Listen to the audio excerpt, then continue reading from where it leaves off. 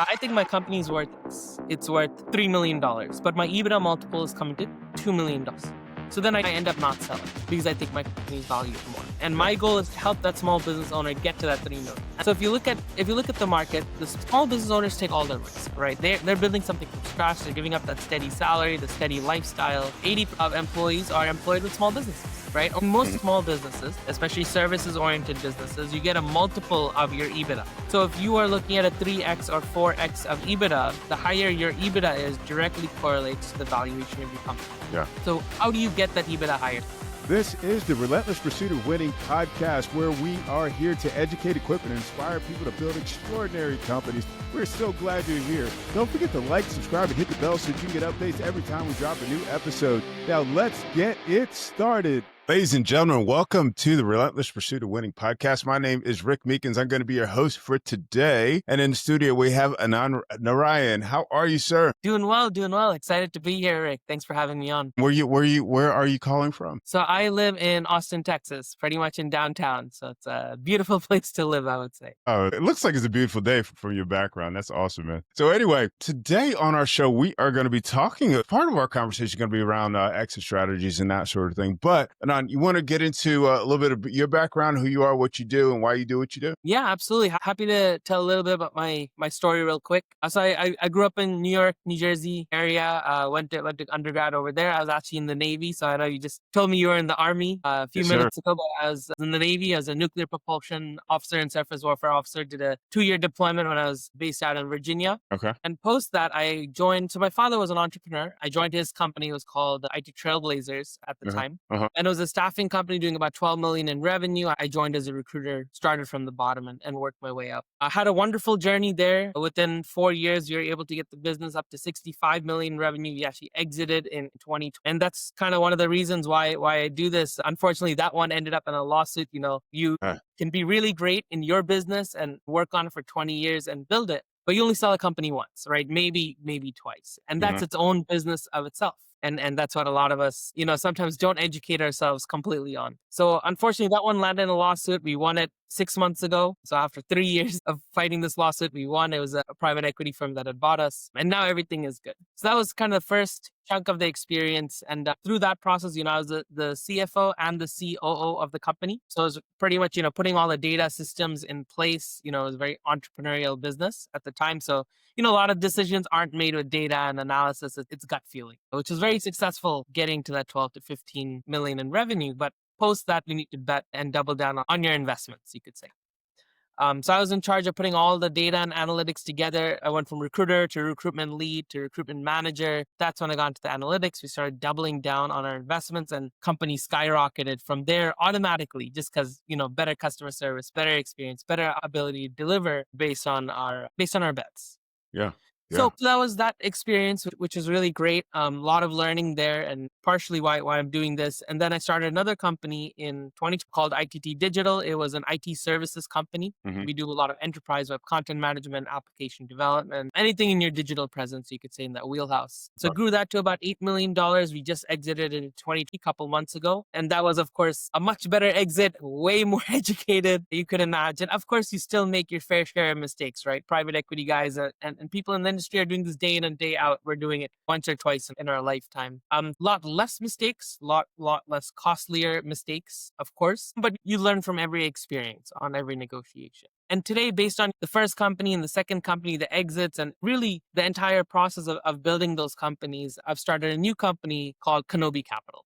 And there, the goal is to partner with founders and help them exit their business in a method that maximizes their value, gets them the most favorable terms possible, and really creates that peace of mind experience so you don't make a mistake. It's someone that helps you, guides you along the way, but also tells you, hey, how do you get your shop clean enough to make it really sought after and attractive for someone to come and acquire it? Yeah. In today's world, only 1 in 10 companies sell that actually go on the market. So we don't even see a lot of these businesses. And I think that's also a big factor is how do you become that 1 in 10 business that sells? Yeah, definitely. And that's where I am today.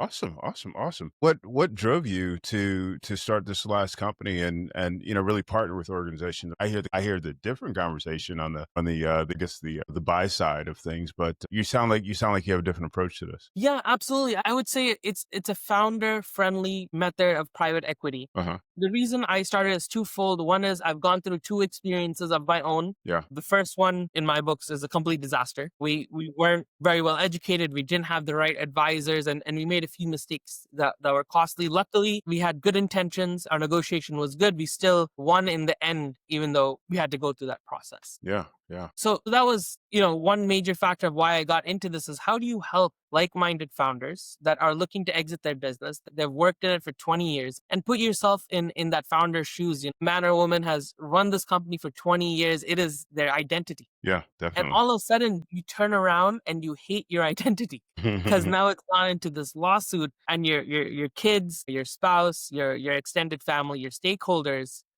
they all come into play and there's kind of a reputational hit, you could say, or stress that's caused the system, Yeah. especially to someone that now wants to retire, sail in the sunset, go play golf, whatever your hobby is, play with your Yeah. grandkids. Right? So that's one reason that I got into it. Second is I feel like the incentives in the market are not aligned with the small business owner. So if you look at the market, the small business owners take all the risk, right? They're building something from scratch. They're giving up that steady salary, the steady lifestyle. 80% of employees are employed with small businesses, right? Only 20% are with our big corporate giants. So they're taking all of this risk. And then what I see happening when they try to exit is that players that know the financial game come in and take advantage of them. And it's no one's fault, really. That's their business model. If you look at traditional Business. private equity, what are you going to do? You're going to buy low, sell high. Right. That's your business model. So it's not aligned with the small business owner. And that's one key problem that I saw is like, hey, there's this group of individuals, founders that are taking up all of this risk. Hmm. They're employing all of these people. They're creating so much value. And then they don't really get the value at exit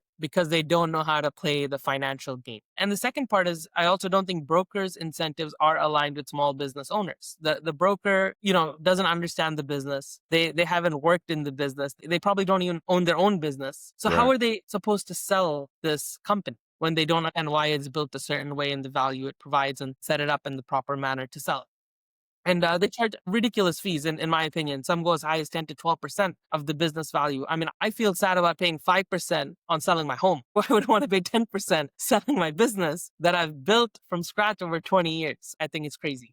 So that's really why I've got into this is first, how do you help the small business owner and who's going to be aligned with them to make sure they maximize their value? Someone that has that really understands what you're going through from a sales standpoint. And then how do you align your incentives with the small business owner so that they get the best out of this deal? And that's really why I'm going after this because I don't see other people playing in this market. I think it's going to be disruptive in the future. Yeah, it sounds like it. I mean, is this like more an opportunity that you saw, or is this more of a passion? Because Yeah. I heard some of the language that you said. You were saying that the small guy, the smaller businesses are getting the short end of the stick. They're not getting good deals. They're not educated, et cetera, et cetera. But then you also said this is a disruptive opportunity. So what is your thinking? What's your driver? It's really the passion behind it. It's really that I saw my father go through this. I Yeah. was part of his team when we sold. So I am, partly to blame, of course, in this whole thing that we were not well set up to exit. And I saw what happened and fighting this lawsuit with so much uncertainty. And we spent $500,000 fighting this lawsuit over 3 years that comes out of our own money, right? Through this. So it's really to help small business owners in this exit journey. That is the ultimate goal. Of course, the company cannot exist if there's no way for a company to grow and survive. And that's where I saw the opportunity Yeah. because of the aligned incentives. But it's not the reason I do it. It's really to protect the small business owner, give them the maximum flexibility possible, give them all of the tools and processes that they need to be successful for the risk that they've taken along this journey. And that's Cool. really why I'm doing it.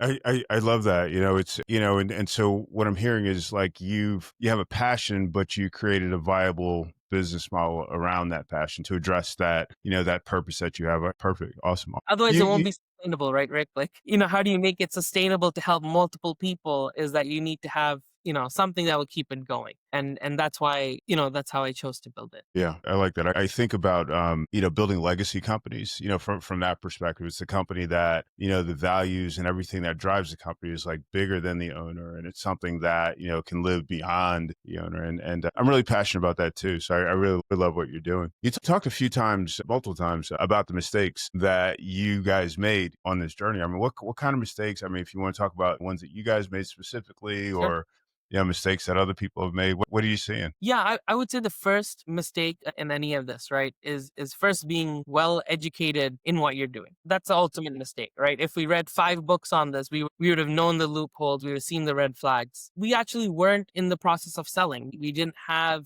that in our mind to sell the company. We got approached with a great offer through a known connection, and that we thought was reputable and great, and we took that. So I think that was the first mistake in all of this is we weren't planning to sell. A great offer came by, a great opportunity came by, and we took it. So we weren't well educated, I would say, is the big mistake that we made there. We should have been well educated. We should have had the proper advisors in place to make sure they are helping negotiate on the other side of the table. Mm-hmm. The second side of this whole thing would be on the legal front. We had corporate lawyers that Mm-hmm. were, of course, assisting us. We were now a $65 million company. There's a lot going on. So we have stable corporate lawyers that are helping throughout this process. Mm-hmm. Now the corporate lawyers were not M&A lawyers. So that was the second big mistake here when you look at the legal aspect of the whole house and the advisement you're getting through the M&A process. Uh-huh. If they were M&A lawyers, they would have written the agreement and caught things in the agreement that we would not have agreed to, as an example, right? Got it. And we would have addressed other things like, okay, what have you default on payment? What are you collateralizing against these payment terms? And we would have probably negotiated the payment terms itself because they were split over multiple years. Yeah. That's how most small businesses sell. It's like, hey, I'll do 30% up. Right. We'll do 30% earnouts, and they'll Yeah. put ridiculous targets that you need to achieve, that you hope you achieve. So downside market, you don't get that money. And then you get paid over multiple years. And that's how people think businesses are sold. And there's other ways to go about it. But the second biggest is not having the proper advisors in place. And while I don't believe in just spending money on advisors, at least somebody in your network needs to be your advisor, right? Even if you don't want to spend money on it, someone that's gone through an M&A process, Yeah. right? That's willing to assist you. And I think those are the two biggest mistakes we make is that, we weren't educated because an opportunity showed up. We weren't ready to sell. We weren't positioning ourselves to sell. Yeah. We didn't explore other opportunities either, which might have been helpful. And second, we didn't have the proper advisement and legal side of the whole house. And Yeah. I would say the third part of it is that if we actually were planning to sell and we cleaned up our books in a certain manner, we could have probably got a much higher value, right? Which is an afterthought in this whole thing because we already thought we had a great offer. That's how they got us in the ranks. But if I was selling today, I would take some steps to 6 months out to clean up my books and do a couple things to make sure that I go to the market and get multiple offers and Yeah. see how that pans out. So I think those were kind of the hiccups and mistakes that we've made along the process. Makes sense. Makes sense. Makes sense. Are there things operationally, that I guess you had to address when that conversation started? Well, in our first case with the first sale, I would say not so much. Of course, there's a couple of employment contracts, couple people need to stay on, movement of contracts and insurances and merging the companies. But I would say just based on the way it was structured and the way these guys were coming in, operationally, there wasn't too much that we had to do Yeah. in this case. In our second sale, we planned it a lot better. Okay. And we actually set up the whole company in a different way. We first did the entire financial engineering of the company, reduced our working capital requirements. We went into operations and we automated everything, which in retrospect, we should have done day one. But we did it at the time of sale, which automatically increased EBITDA, increased multiples, increased value. So on the second sale, we did a lot of changes because someone coming in to buy your company wants to make sure it can run without you. Yes. They're paying the highest employee or the best employee of the company to leave Yeah. and take the company. So how do you make sure it runs without you? And that's what we really ensured happened. That's what made it really attractive for the buyer of that business because they knew, Mhm. okay, if CEO leaves or after 1 year employment agreement, whatever it is, no problem. This company is going to run without that person. And on the second one, we did a lot of things different, which made it really attractive to the buyers. Interesting. Okay, cool. When looking at, I guess, business valuation, what does that process look like? So if someone comes to you and says, "Hey, I want to sell my company," or somebody approached me about buying my company.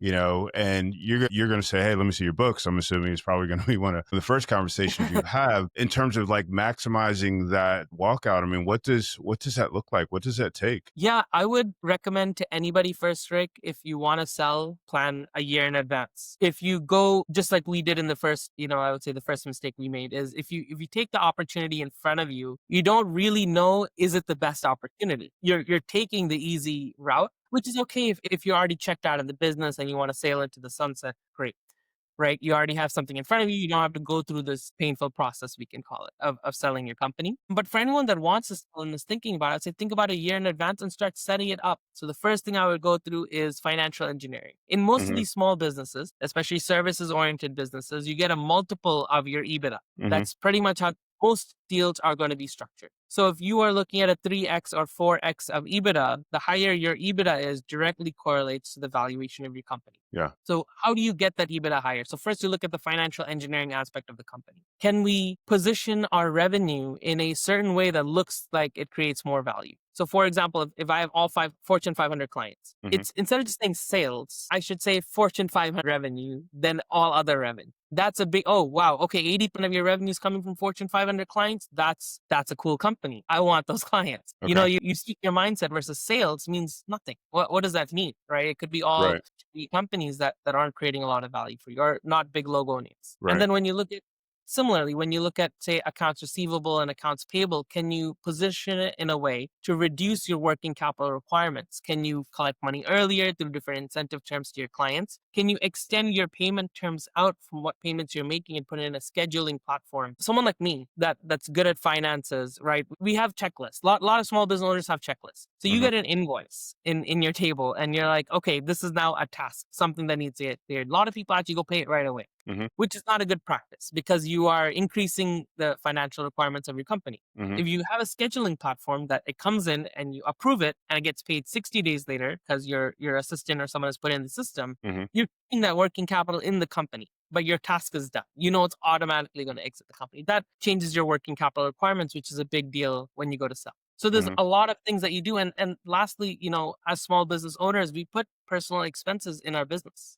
Right? Yeah. You might have your Tesla in your business, your car insurance and your gas might be in the business. And sometimes you put that in your business. So how do your home internet, your cell phone bill? So when you go to sell the company, why do you want all of these expenses in the business? It lowers your EBITDA. You can put it as an add back, which a lot of people do, but any buyer is going to negotiate on the add back. They're going to be like, no, you need that cell phone bill for your operations of the company. You need to travel. I don't know this is a personal trip. This looks like it could be a client meeting. You're going to California. How can you say it's a personal trip? Like, why do you want to get into those conversations? So you should clean up the book 6 months in advance, remove all the personal expenses so those conversations don't come. You have a clean house. So once you have that data room ready and now you send it to someone, when they look at this, it should be perfect. There's no holes to poke in this house, right? And that's really how you want it set up from a valuation standpoint. Then comes the next part, which is operations, is can I run the company without the CEO, without the owner, without the management staff? That's the next question that comes in. But first is the financial optimization of the company that really is going to dictate the starting point of the valuation. Tell me, I mean,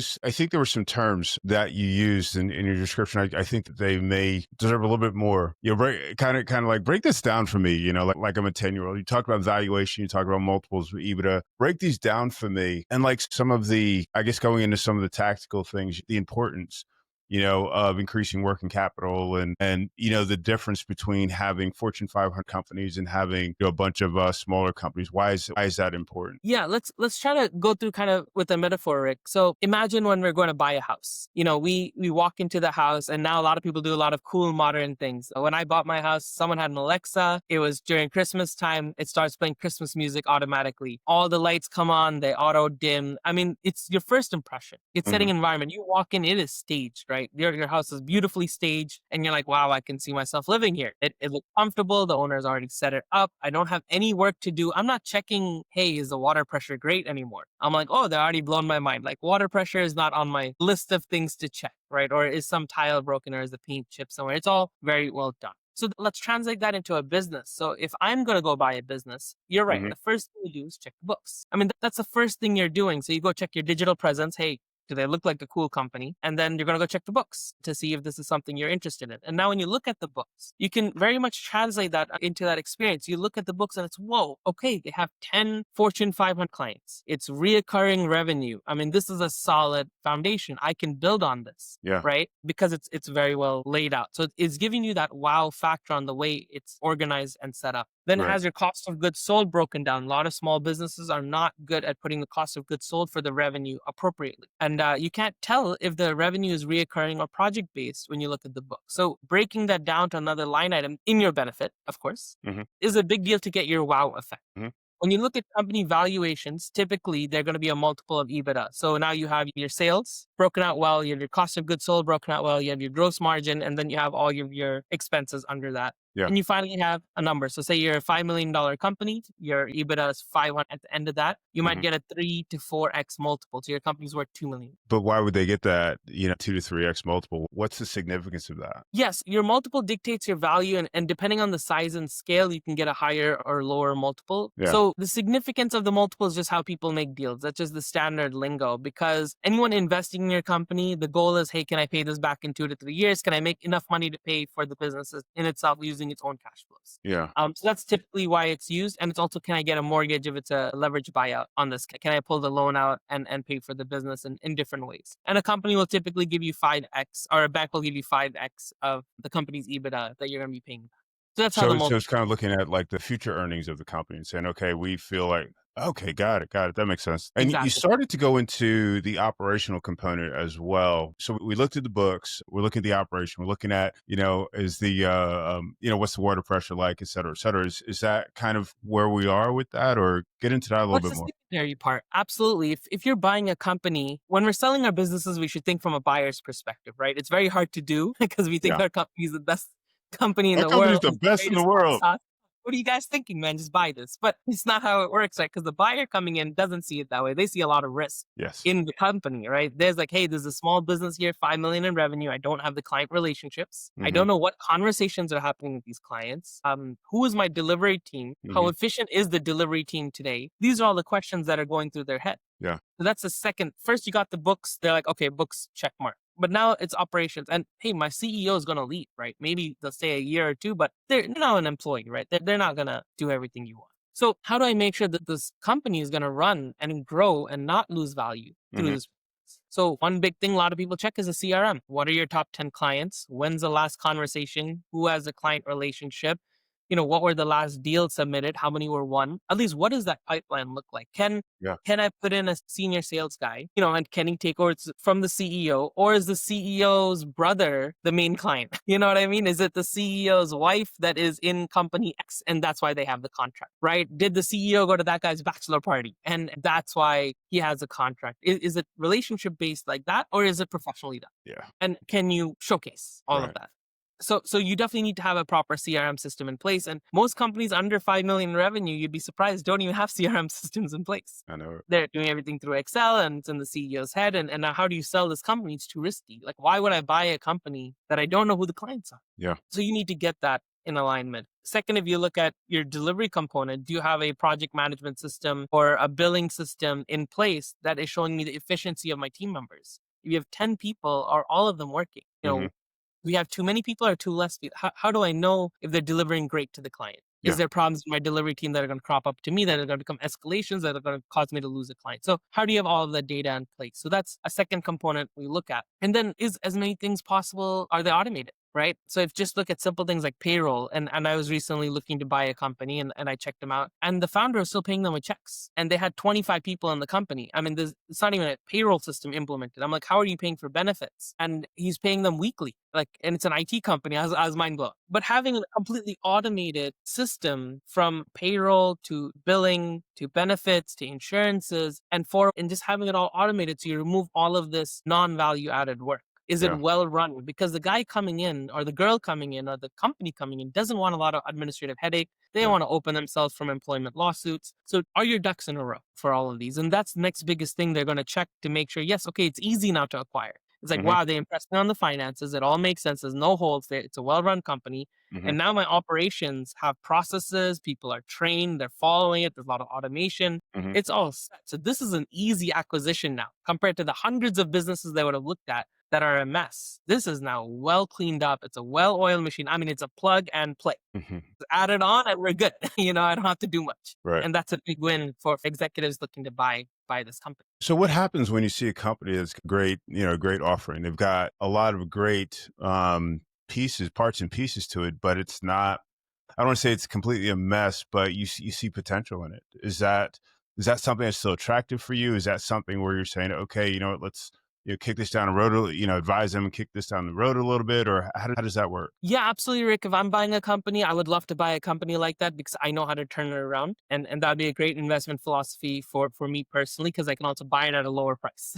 Yeah. Right. And it's not well run. That means that there's a lot of EBITDA that can be made there, right? If they do the right things. And I love it when I look at a company and all of the personal expenses are in the business. I'm like, fantastic. This just lowered the EBITDA. Once this guy is gone or girl is gone, all those personal expenses go and boom, my company value shoots up. That's how I think as a buyer. Yes. So there is value in that. But the flip side of that is, as a small business owner, I'm not maximizing my value. Right? I think my company is worth X. It's worth $3 million, but my EBITDA multiple is coming to $2 million.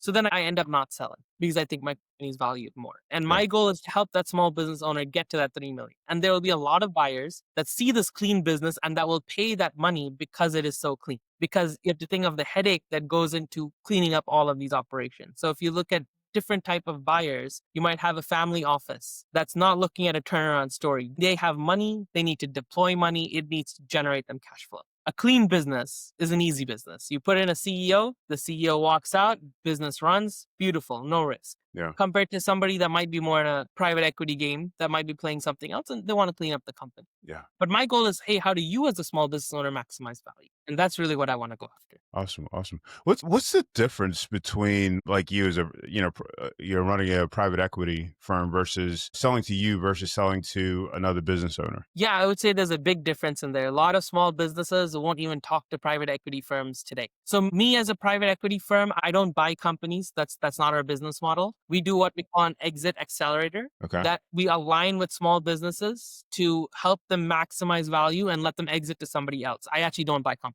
Okay. In our company. That's not our game plan, because then if that's your job, then you're going to buy low, sell high. That goes against our business model. Makes sense. So that's not what we do. But for somebody selling their company, if you're talking to a business owner like me, so I'm an owner operator type company in my last two ventures, I understand the pain points that you're going through. I understand what you feel as a small business owner looking to sell your company. I'm more empathetic, right? I'm not in the business of screwing you. I'm in the business of generating value. Yeah. And I want your company, because if you bolt onto my operations, I have 10 more clients. I take my systems and processes and I can deliver to your clients and I can grow this whole thing and I keep all your team members, and it's a very A to A conversation, right? It's business owner to business owner where we want to structure a deal for wealth generation. That's our philosophy there in most cases. Now, there's a lot of great private equity companies and a lot of not so great private equity companies. And that's why private equity gets a bad rep, because traditional private equity will buy low. And the guys that bought us in the first deal, their whole business model was to screw the small business owner. Like, we found that out later, but they had their systems and processes set to not pay you. That's just how they operate. And there's a lot of them that do that. You'd be surprised. So you need to make sure you protect yourself. But yeah, when you talk to private equity, they might shine a fancy coin in front of you, right? It'll look like a dime and they'll be like, whoa, there's a lot of money here, more than sometimes what you expect you can get. It's all in the fine print. And the only problem there is, who do you trust? Do they come, from a referral? Has someone done a deal with them before, or is it random? And if it's too good to be true, probably is.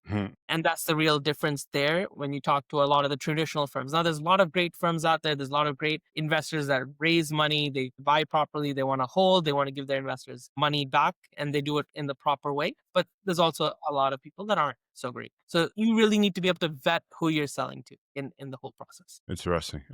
Okay, cool. It's so interesting. I do get a number of offers. I mean, every year it's like, hey, when are you ready to get out? I'm looking at these offers and I'm just like, all right, I don't even to be honest with you, I don't even entertain it. But it's an interesting. I think I do have some curiosity around that. What should someone do? I mean, they're not necessarily. I mean, kind of like your story with your father, where you get this offer. You have someone says, "Hey, I'd like to buy your company," et cetera, et cetera. What are the things? And I'm going to go from the perspective of I'm an operator. I'm not a finance guy. I'm not. I'm really good at what I do. I do construction, for example. What am I going to do? What are the steps I'm going to take in order to, I guess even start evaluating or considering, evaluating that offer? Yeah, no, great question, Rick. I think this is what everybody fights with in their as operators and owners on what do we do? Because Yeah. we get all kinds of unsolicited emails, right? You check your inbox one day, it's like, hey, are you interested in selling? And you're like, okay, let me click on this and see. And if you're interested, and if you're on the fence, if you're hitting that, maybe age category, you want to move on, sail into the sunset. Sometimes it's very intriguing to like, let's have a conversation and let's see where this goes. The first thing I would do again is get educated in some way, right? Yeah. Yeah. Gotta read a book, gotta talk to someone that sells, find someone you can be very transparent with, that Yeah. you're okay with opening your books and showing them like an advisor Yeah. that Yeah. can really help you and be your sounding board. Someone you trust, of course, in the process. I think that is the biggest thing that someone has to do initially. But yes, then the second thing that everyone does is, okay, let me find a business broker. What is a business advisor? How do I sell my small business? How do I talk about terms? And if you haven't gone through it, it's very tough to really figure out the whole thing. So it's your question is a great question. I think it's extremely tough to answer when you get a response like that. I think the better way to go about it is, okay, this email is triggering me. I'm thinking about selling. Let me learn about it first and not talk to this guy. Let me learn about what does it mean to sell my company? What does valuations look like? Do I have one or two people that I can talk to that's gone through this and set myself up well? I think those are the steps. It's hard to do it in that situation because you're so excited. Sometimes you might be burnt out. You want to sell. But if you want to maximize your value, you really got to find someone that you can trust. Yeah. And whoever you trust, make sure they have aligned incentives with you.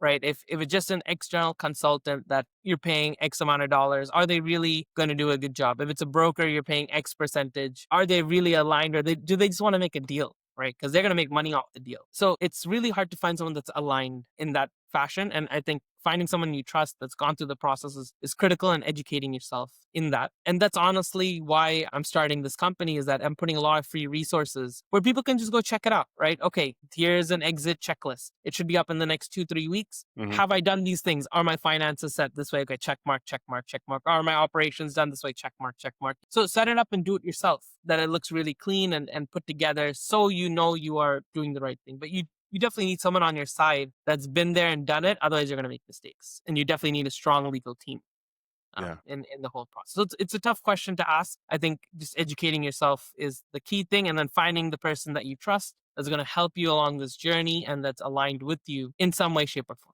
is important. That's awesome. I mean, it's challenging. I mean, I think as a business owner, it's something where it's just like, I'd like to get to that point, but I mean, everything that you've talked about, with regard to, getting aligned with the right person and, the opportunities and everything else, it's not necessarily the conversations that I'm as well versed in as other conversations, and it's like that trust factor, is huge. But I mean, the idea that you're putting together a bunch of resources, I mean, that's awesome. Do you want to talk about that? Some more of those resources that you have? Yeah, absolutely. So if you check out Kenobi Capital for anyone looking to sell, there's actually an exit attractiveness scorecard. It's free to go through, and it asks you 30 questions. It takes 5 minutes, but it gets your mind thinking about the right things. Hey, am I maximizing value, or am I just another one of those companies sitting on the bench that I'm hoping someone comes and buys me, or are you really pushing yourself to exit? And I think that's a great question that answers in that scorecard. We're also creating, it's not up yet, it'll be there in a couple of weeks, it's being designed right now, exit attractiveness canvas for the business owners. Have you thought about the different steps in exiting? It's not one thing, it's like, who are your stakeholders? Are you ready? What are you going to do after the exit? What's your game plan? Are you going to be there part of the transition? What's your 5-year goal? Is it too much part of your identity that you're not ready to sell? Or are you willing to let go? Because there will be a level of control that goes, and it goes through that kind of questioning for the founding team and the owners to sit down and chat about, like, are we ready? That's brilliant. And that's kind of an ideology there. Because if you get a great offer and you sell, you're not ready to sell, you're probably going to be upset at the end of the day. It's like you would have probably not taken the extra $2 million and kept your company. And you don't want that regret, because you sell, you can't get it back. Right? Yeah. You're not There's no way to go back on that agreement. Yeah. So you want to be sure that you're ready to sell. So that's another free tool that's going to be there. We're launching our checklist. So we've helped multiple businesses now exit and go through this process. We have the best practices. That checklist is being created right now where someone can go and be like, yep, we're even planning to put some of the vendor names that we use in there for automation purposes that make it really easy, really cost effective, because you're ready to invest a ton of money, right? You're looking at the way out of here. Yeah. So how do you do it quick? Better, faster, cheaper, but maximize the value possible. And we're doing all that so people can do it on their own if they choose to do it that way. Of course, for those that are not financially savvy, you could say, and you don't have that CFO because you can't pay that huge salary because you're a small business, which is everybody's problem. We're there to help. And that's kind of the way that we're going about it, right? Then we can help you align the data rooms, the due diligence, make sure we're the negotiators on your part and help you through that process because we have all the experts on board and it's like hiring one employee. So it's removing the risk factor, the cost factor, full flexibility, and we're aligned with the small business there. So that's the way that we come into place if someone wanted some help going through those checklists. I love that. Yeah, we'll definitely have to put some of those links and some of that information in the on the show notes. Let people know this is a bunch of great resources. Thank you so much. Is there anything you want to leave our guests with before we check out? Yeah, I mean, it's been wonderful talking to everyone. I would say if you are thinking about selling your business or in the future, you might be the person that's in the 3 years away category, which means you have no idea. Then start just experimenting. Just do your research. Just get a little bit educated. Build your network today. I would say if you don't have a board of advisors, maybe you can find 1 or 2 board of advisors for free that have gone through this process. They just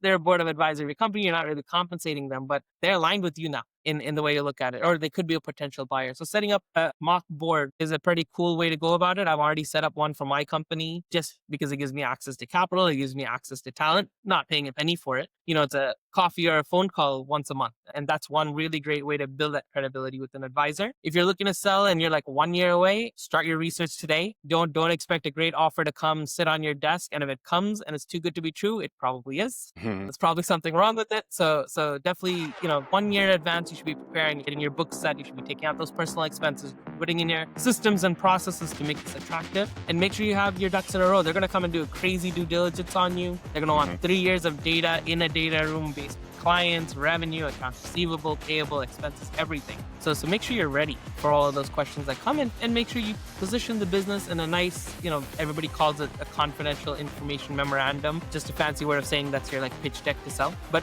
make sure you have something that really sells your business, your capabilities, and why you're doing it. I think those are the biggest takeaways I have, and go take advantage of all the free resources that are available. Awesome. Anand, thank you so much. I really appreciate it. Enjoyed the time. And I want to thank you guys for watching or listening to another episode of Relentless Pursuit of Winning podcast. We'll catch you next time.